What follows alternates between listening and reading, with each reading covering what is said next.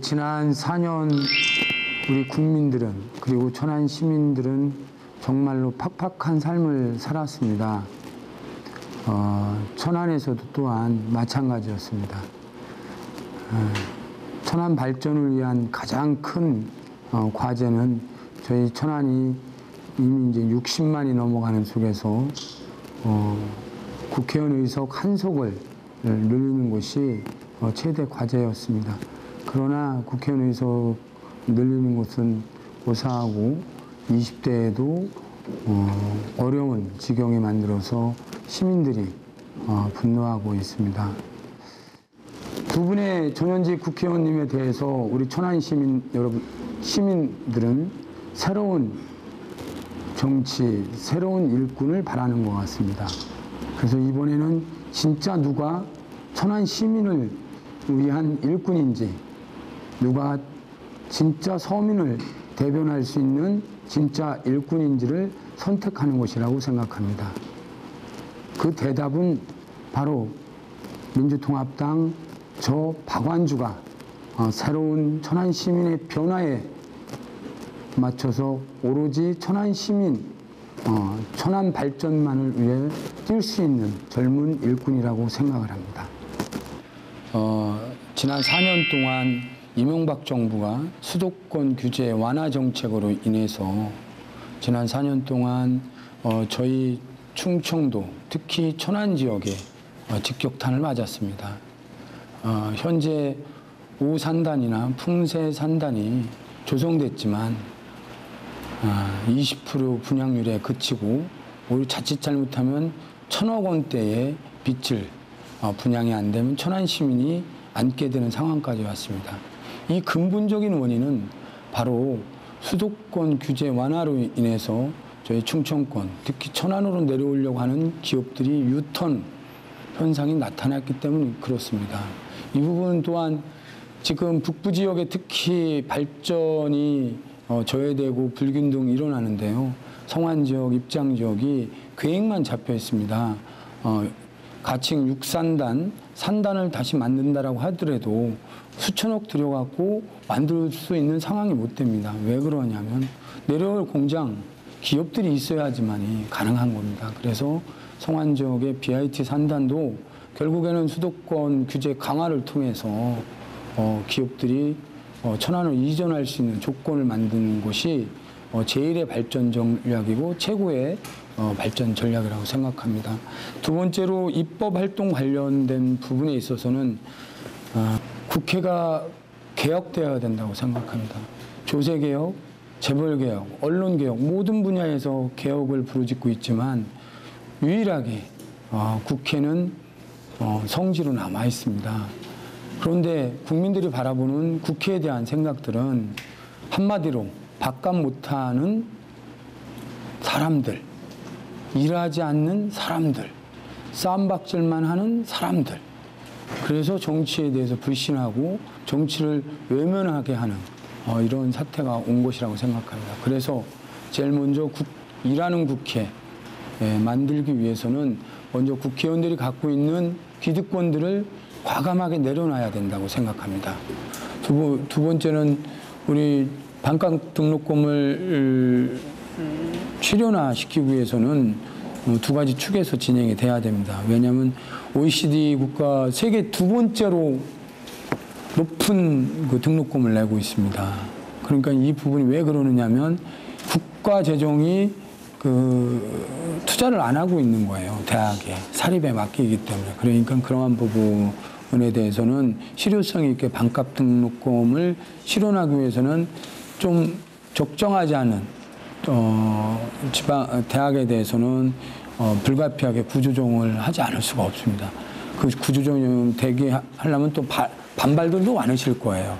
그러니까 엄격한 기준, 보편 타당한 기준을 놓고 조정을 한 뒤에 국가 재정을 넣어야 되기 때문에 그만큼 보존을 해줘야 반값을 내릴 수 있기 때문에 그래서 불가피하게 선행되는 부분이기 때문에 천안이 도농복합이기 때문에 약 서북구에서도 북부 지역 한 10만 명 정도가 살고 있습니다. 사계 읍면이에요. 이런 부분에 대해서 농촌 문제는 이제 정말 심각합니다.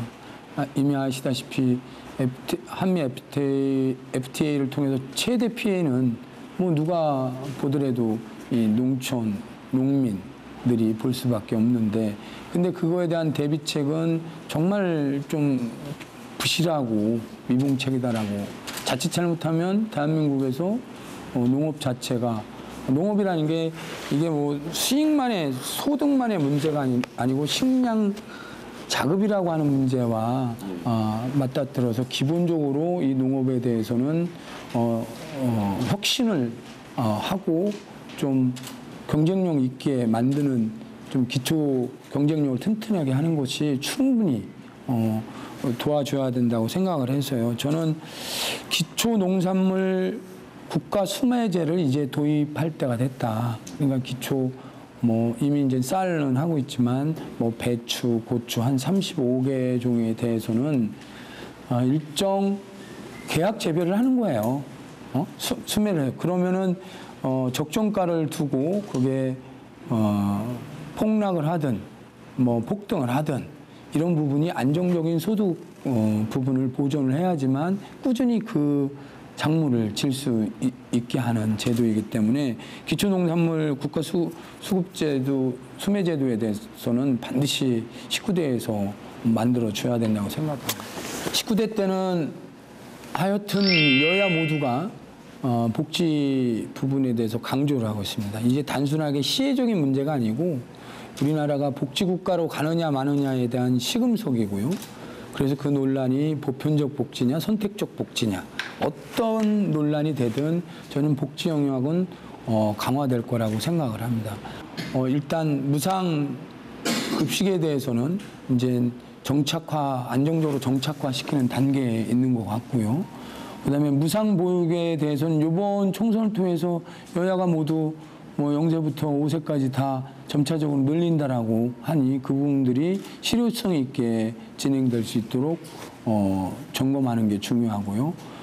그다음에 남은 것이 이제 무상 의료인데요. 실제로 이미 이 소득이 고정된 속에서 의료비가 지출하는 부분이, 더더구나 고령화 사회 속에서는 대부분 현재도 제가 알고 있는 예전 통계로만 보더라도 전체 건강보험료의 아마 28% 정도였으니까 30% 육박한 쓰시는 분들이 거의 노인층이에요. 그래서 그만큼 이 의료비가 차지하는 생활비에서 크다는 거죠.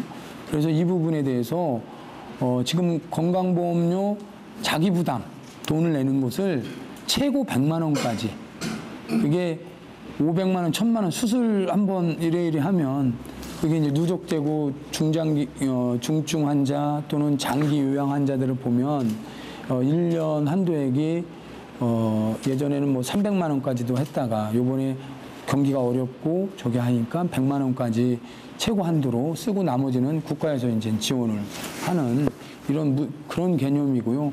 그다음에 뭐 입원비 포함해서 그 보험료 보장화라고, 전문적으로는 보장화라고 하는데요. 보험 보장화라고 하는데 하여튼간 보험 혜택 보는 것을 입원료 포함해서 90%까지 늘리는 거. 지금은 아마 68% 뭐 이 정도, 65% 이 정도 되는 걸로 알고 있는데, 그래서 어쨌든 우리가 복지국가 가는 데 있어서는 뭐 여러 가지 문제가 보육, 교육, 의료 이 부분에 대해서는 좀 더 보편적으로 국민들이 혜택을 볼 수 있겠고요. 현재 저출산을 해결하기 위한 좀 제도적 장치는 보육료하고 교육료에 대해서 이미 뭐 보육료에 대해서는 무상보육에 대해서 뭐 여야 공의 공약을 했기 때문에, 두 번째는 교육인데요. 교육비가 사교육비가 엄청 늘어나고 있습니다. 특히 이제 초등학교보다는 중고등학교에 가서 학원비가 차지하는 부분이 가정 경제에서 상당 부분인데, 이 부분은 정말로 원칙적인 답은 공교육을 강화해야 됩니다. 그래서 사교육이 비용이, 그러니까 보완적인 역할을 할 수 있는 수준으로 공교육에서 좀 내실 있는 교육이 될 수 있도록 이 부분에 대해서 새누리당 그리고 저희 민주통합당 천안시 분구하지 않은 거에 대해서는 정말 잘못한 겁니다. 근본적인 것은 정개특위에서 선거구 획정하는 마치 고양이에게 생선을 맡기는 이것이 근본적인 한계입니다. 역설적으로는 그만큼 충청권이 정치력이 의석 구조상 현실적으로 반영한 내용이기 때문에 근본적으로는 그 국회의원 획정위원회를 선관위 이 산하의 제3 독립기구로 만드는 것이 현재 늦게나마 입법화됐는데 반드시 19대에 들어가서 이 법은 처리를 해야 됩니다. 그래서 더 이상 국회의원들이 또는 특정 정당의 이해관계에 의해서 밥그릇 싸움으로 비치는 이런 것은 종지부를 찍어야 됩니다. 왜 쌍용 이동이냐? 그거는 이제 그런 추측도 가능하다고 생각합니다. 기존에 이곳이 그 현역 국회의원한테 불리한 선거구입니다. 역대 선거 투표 결과를 보면. 그렇기 때문에 당장의 눈앞의 이익을 보기 위해서 소탐대실한 결과이다라고 말씀드릴 수 있습니다. 이와 더불어서 갑쪽의 양승조 의원님도 현역 국회의원이기 때문에 물론 그 본회의장에서 반대 토론하고 반대 투표하셨습니다.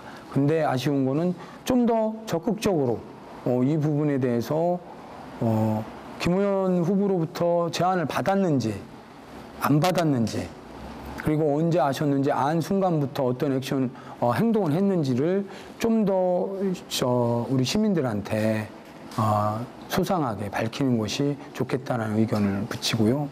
결론적으로 우리 김의원 의원님은 이 부분에 대해서 정개특위 권한이고 어떠한 의원도 뭐 개입할 수 없다라고 하는 것은 자기 땅, 자기 지역구를 옆집 딴 사람들한테 맡겨놓고 그 결과에 수용하는 것이 마치 합당하고 정당하다라고 우기는 것은 굉장히 무책임하고 무능한 정치인이다라고 생각하고 이것은 이번 4.12 총선에서도 우리 천안 시민들이 반드시 심판할 것이라고 생각을 합니다. FTA, 한미 FTA 문제로 온 나라가 두 쪽으로 지금 분열되고 있습니다. 저는 이 문제의 핵심은 이번 한미 FTA가 정말로 국익에 도움이 되는지를 잘 살펴보고 따져야 된다고 생각합니다. 저는 이 한미 FTA에 대한 결론적인 말씀은 한미 FTA 독소조항 재협상을 요구하는 것입니다. 많은 분들이 왜 전 정권에서 한미 FTA에 대해서 시작하고 찬성했는데 이제 와서 정권이 바뀌었다고 해서 반대하느냐. 반대를 위한 반대, 야당이 물고 늘어지는 거 아니냐. 더 심하게 얘기하면 무조건적인 국익보다는 당리당략 또는 총선을 위해서 반대하는 거 아니냐.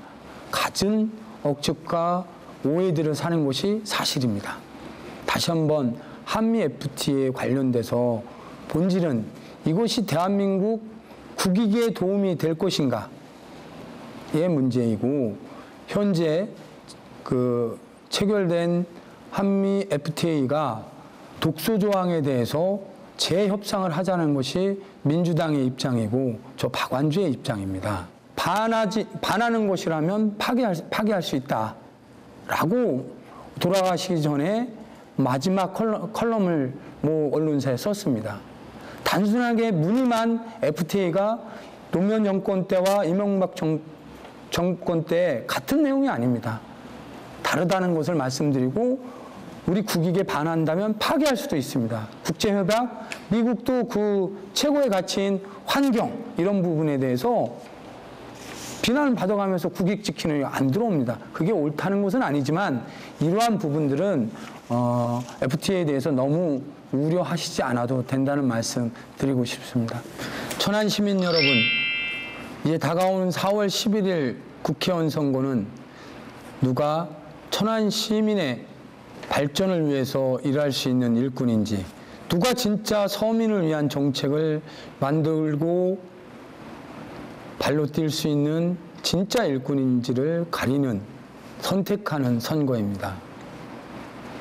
지난 4년 동안 우리 천안 시민 여러분들은 두 분의 의정활동을 지켜보셨습니다. 한 분은 국고 한 푼이 아쉽고 필요한데 예결이라고 하는 곳을 상임위를 사보임 받았음에도 박차고 거절하신 국회의원이 계셨고, 또 한 분은 소중한 천안 시민의 민심을 받들어 국회의원을 만들어줬는데 2년 만에 박차고 혈세 10억을 낭비하는 그런 국회의원을 봤습니다. 이 두 분들은 진짜 천안시 발전을 위해서, 우리 서민을 위해서 의정활동을 할 수 있다라고 생각하십니까? 그렇지 않습니다. 이제 19대 국회의원은 천안 시민과 서민들을 위한 진짜 일꾼이 필요합니다. 오로지 천안 시민만 보고 뛸 수 있는 새로운 일꾼이 필요합니다. 천안 시민 여러분, 바로 민주통합당 야권 단일 후보 박완주가 천안 시민만 바라보고 서민 정책을 제일 우선시하는 국회의원이 되겠습니다. 발로 뛰는 젊은 국회의원이 되겠습니다. 박완주에게 힘을 모아주십시오. 고맙습니다.